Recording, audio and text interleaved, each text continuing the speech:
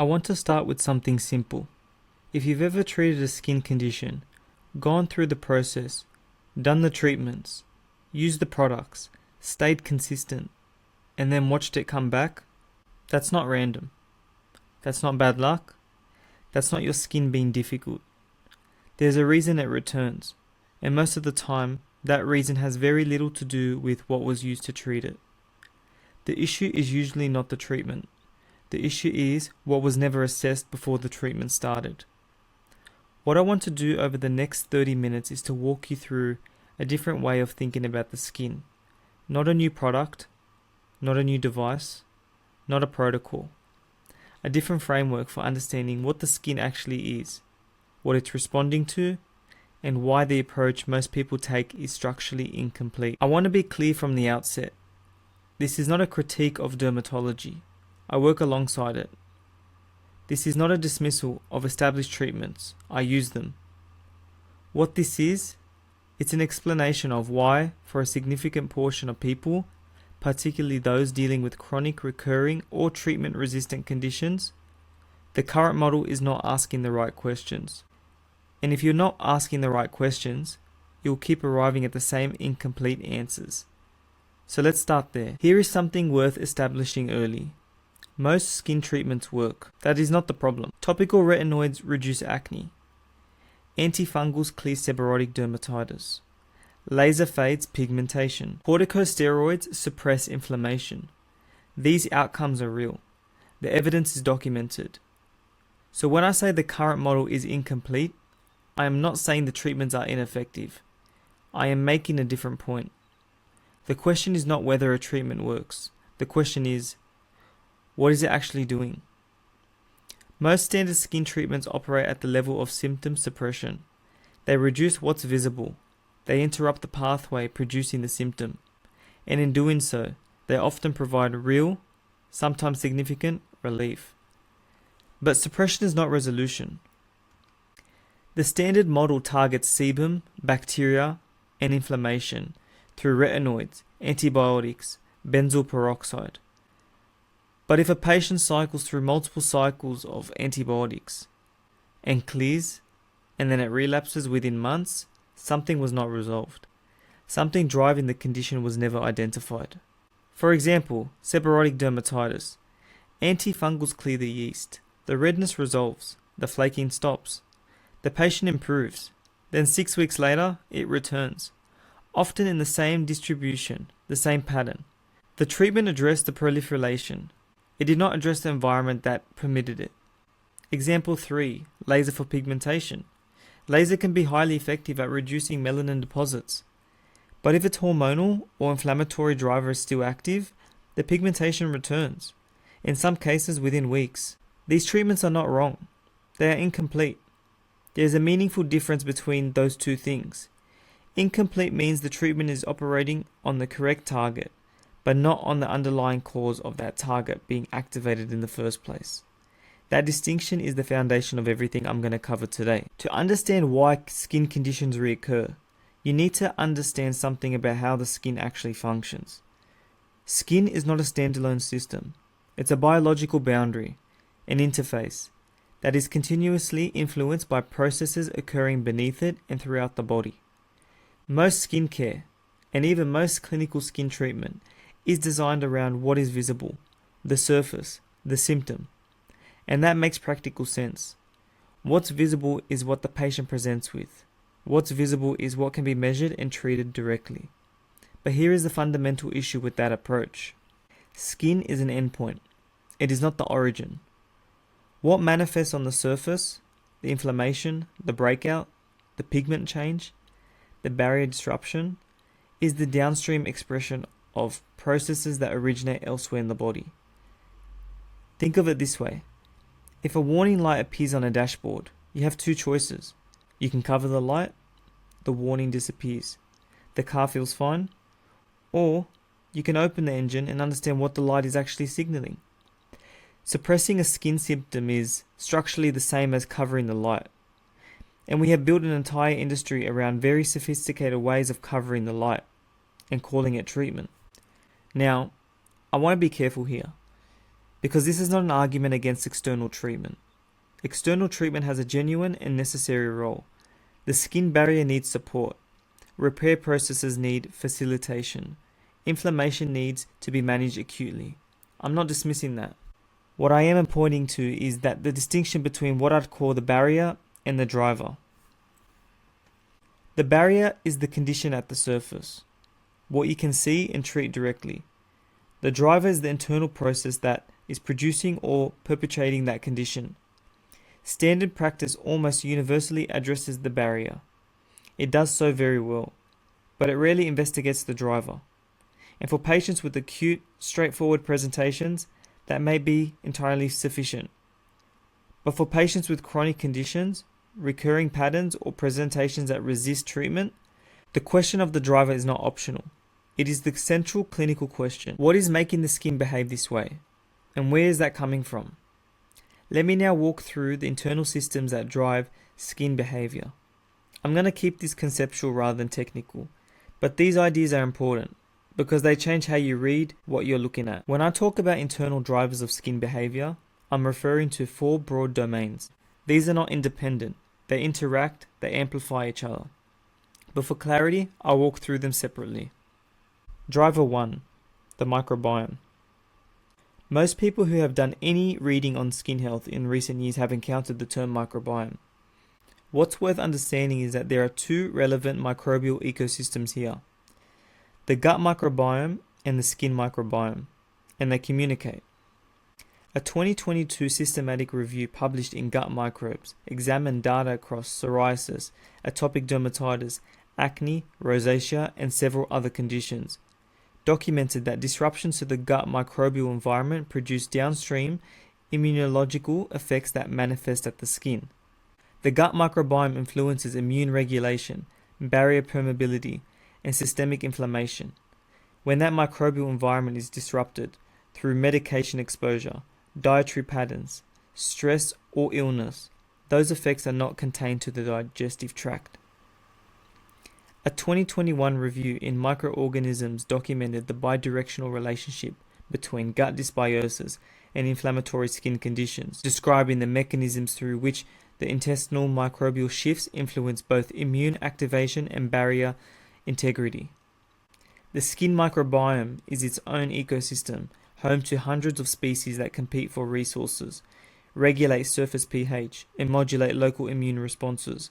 Disruptions to that ecosystem through aggressive topicals, antibiotic courses, or environmental changes can destabilize what is normally a self-regulating system. And here is something that illustrates just how early this microbiome programming begins, and how consequential it is. A landmark study published in Nature, one of the largest of its kind, analysing nearly 600 neonatal births in the UK, found that the mode of delivery is a significant determinant of gut microbiome composition in the days after birth. Vaginally delivered infants were colonised predominantly with commensal genera, which included bifidobacteria and bacteroides. Microbes transferred directly from the maternal birth canal. Infants born by caesarean section, by contrast, were colonized primarily by Enterococcus, Staph, Klebsiella, and Enterobacter, organisms associated with the hospital environment rather than the maternal microbiota. That distinction has clinical consequences that extend well beyond the neonatal period. Epidemiological data in the US found that 64 to 82% of reported neonatal MRSA skin infections occurred in infants born by caesarean section, with the proposed source being maternal skin flora encountered in the operating environment rather than the protective maternal vaginal microbiome. I want to be clear, this is not a commentary on caesarean delivery. It is, in many circumstances, a clinically necessary and life-saving procedure. What it is evidence that the window in which the microbiome is first established has lasting effects on immune programming, microbial tolerance, and, critically for our purposes, susceptibility to skin-related infections and inflammatory conditions. I'll be expanding on this in a future lecture, specifically around what the evidence tells us about early microbiome seeding and its downstream effects on skin immune function. But I wanted to introduce it here because it illustrates something important. The microbiome is not just influenced by what you eat or what products you use.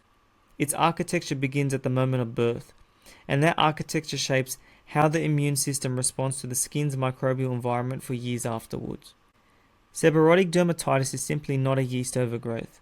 Current evidence suggests it's a dysregulated local immune response in an environment where microbial balance has shifted.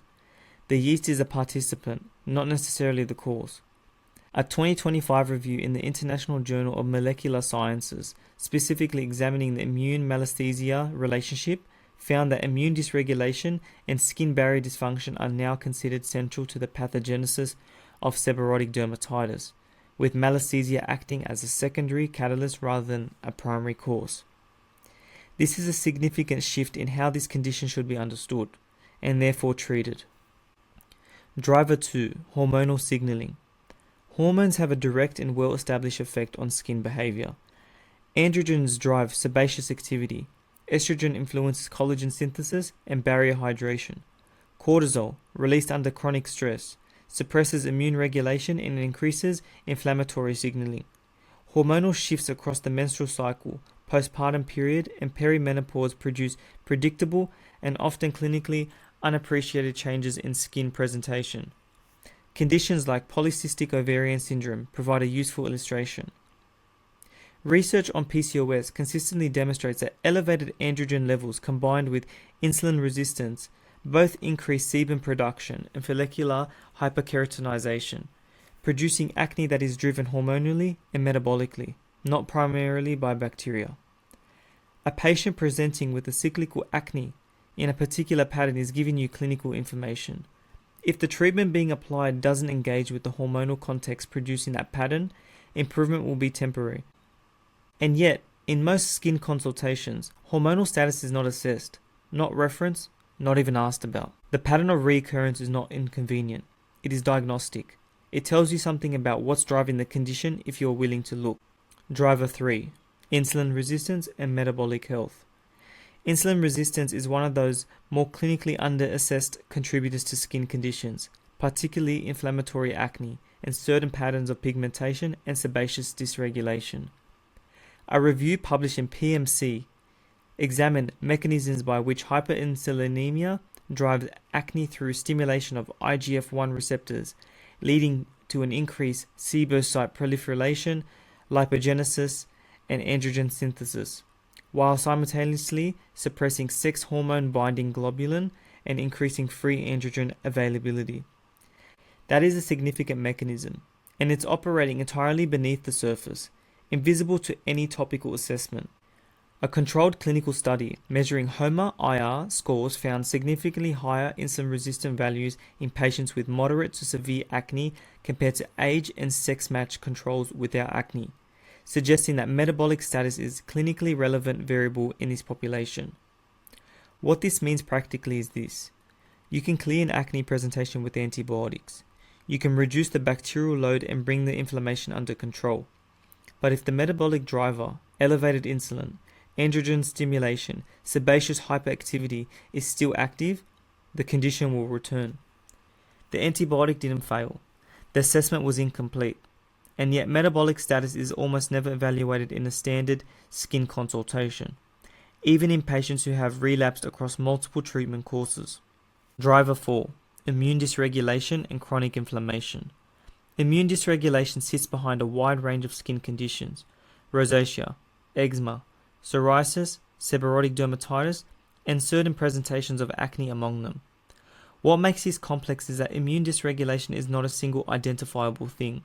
It's a pattern, characterized by an immune system that is responding with disproportionate intensity or failing to downregulate after the initial trigger resolves.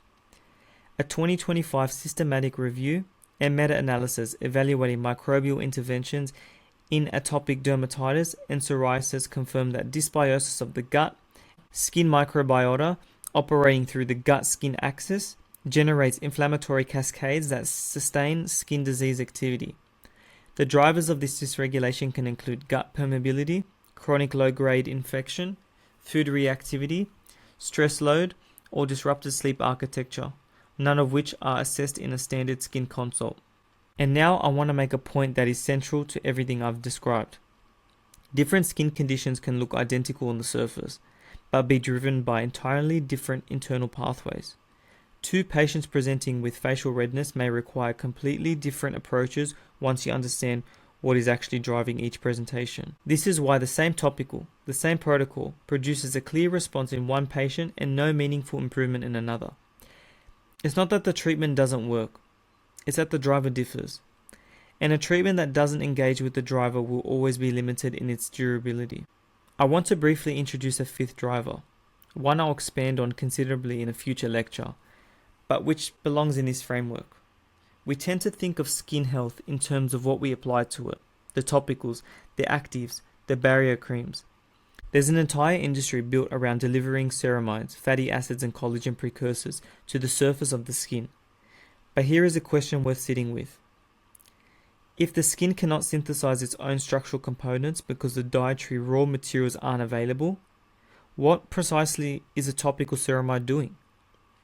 The stratum corneum, the outermost functional layer of the skin, is comprised of a lipid matrix that is approximately 50% ceramides, 25% cholesterol, and 10 to 20% free fatty acids. These lipids are not applied. They are produced by the skin's own cells. But those cells require substrate, dietary fats, amino acids, and micronutrients to do so. A peer-reviewed analysis of dietary and skin barrier function found that the skin's ceramide synthesis and overall lipid profile are directly dependent on dietary fatty acid intake, with the omega-3 to omega-6 ratio identified as a key variable in both barrier integrity and local inflammatory signaling. Separate evidence confirms that vitamin C, zinc, and the amino acids glycine and proline are rate-limiting cofactors in endogenous collagen synthesis, meaning that in the absence of adequate dietary supply, collagen production is impaired regardless of what is applied at the surface. You cannot absorb structural collagen through the skin. Collagen is built from amino acids, vitamin C, zinc, and copper, by cells that require those substrates to be present in an adequate supply internally. Let me bring this to ground with 3 clinical examples. These illustrate concretely what I mean by the gap between symptom and driver. The conventional model of seborrhoeic dermatitis identifies Melasma, a natural occurring genus of yeast, as the primary cause. Antifungal treatment reduces yeast populations. The condition improves. But Melasma is a commensal organism. It is present on healthy skin. The question is not why it exists. The question is, why is this patient's immune system reacting to it with inflammation when in most people it does not? A 2025 narrative review in Biomedicines describes seborrhoeic dermatitis as a model of chronic skin inflammation driven by the interplay between dysbiosis, impaired barrier function, and innate immune activation, with Melasma acting more as a metabolic and immunological catalyst than a simple pathogen. Treating the yeast addresses what is visible. It does not address why the immune system is responding this way, and why it's been doing so for years. Without the question being asked, the condition will recur, and it usually does. Melasma. It's not just pigment. It's typically treated as a pigmentation problem, and at the surface, it is. But the drivers of melasma are hormonal, inflammatory, UV mediated, and in many cases, vascular. A 2025 review in the International Journal of Dermatology found that melasma lesions harbor subclinical inflammation, including infiltrates of CD4 plus T cells, macrophages, and mast cells, leading the authors to describe melasma as behaving more like a chronic inflammatory disorder than an isolated pigmentary defect. Laser and brightening agents can produce meaningful reductions in visible pigment, but if the hormonal environment is still active, the pigmentation returns, and in many cases within weeks. The skin is producing melanin in response to a signal. Removing the melanin without understanding or modifying the signal is, by definition, a temporary result. Acne. It's not just oil. It's perhaps the condition where the gap between conventional treatments and underlying drivers is the most consequential, because the treatment burden is significant and the recurrence rate is high. Oral antibiotics are widely prescribed for moderate to severe acne. They reduce bacterial load and inflammatory activity, and they work in the short term. However, a 2024 review and meta-analysis in PMC found that the cutaneous microbiome plays a fundamental role in maintaining skin barrier integrity and local immune tolerance. and that disruption to the microbiome, including through antibiotic use, can exacerbate inflammation and promote persistent or treatment-resistant acne. When a patient has been through 3 or 4 antibiotic courses and continues to relapse, that pattern is not a treatment failure. That pattern is clinically informative. It tells you that something has not been assessed, something is being maintained. The recurrence is a diagnostic signal, and it deserves to be treated as one. What I've described across this lecture is a gap. A structural gap between what standard skincare addresses, the surface, and what often drives the condition, the internal physiological environment. NourAesthetica was built around that gap. The model is simple in concept, though not always simple in practice. Assessment comes first. Before any treatment is recommended, the presentation is reviewed comprehensively, including history, lifestyle, relevant pathology, and the patterns of the condition over time. This is where internal drivers are identified, not assumed, not guessed. Internal support and external treatment work together. Where internal drivers are identified, they are addressed through clinical nutrition, lifestyle modifications, and where appropriate, practitioner-facilitated pathology. Where external treatment is indicated, dermal therapies, barrier support, targeted topical. It is applied to support repair and function at the surface. These are not competing approaches. They are complementary. The model is not anti-treatment. I use evidence-based, non-surgical dermal treatments. I work with general practitioners. I refer when pathology is beyond scope. What I'm not willing to do is apply treatment to a surface presentation without asking what's beneath it. Dermal therapy alone is insufficient for chronic or treatment-resistant conditions. Clinical nutrition alone lacks the ability to support the skin barrier and repair it externally. The model is integration, not replacement of either. The clinical pathways at NourAesthetica are structured around this principle. Initial assessment establishes clarity and prioritization. Case-specific pathways address defined, identifiable concerns. And for complex or persistent presentations, a structured integrated pathway maps internal and external treatments across a defined clinical time frame. This is not a wellness program. It's not a detox protocol. It's a clinical framework grounded in evidence, designed to address what standard practice consistently leaves unasked. I want to close with something straightforward. Skin conditions are manageable. Most of them, with the right approach, are genuinely improvable. But there's a difference between managing a condition and resolving the factors that maintain it. The industry, for the most part, is very good at management. It is less consistent at asking why a condition exists in the first place, and what is sustaining it. That is not a criticism of the people working in it. It is a reflection of how the model is structured. Surface presentations are treated at the surface. Internal contributors are largely outside the scope of standard skin practice. The gap is structural, and it requires a structural response. Until you understand what is driving a condition, you will continue managing it, not resolving it. That is the framework behind NourAesthetica. And it is the question that I want you to carry with you from this. Not what is the best treatment for this condition, but what is driving this condition and what would it take to address that?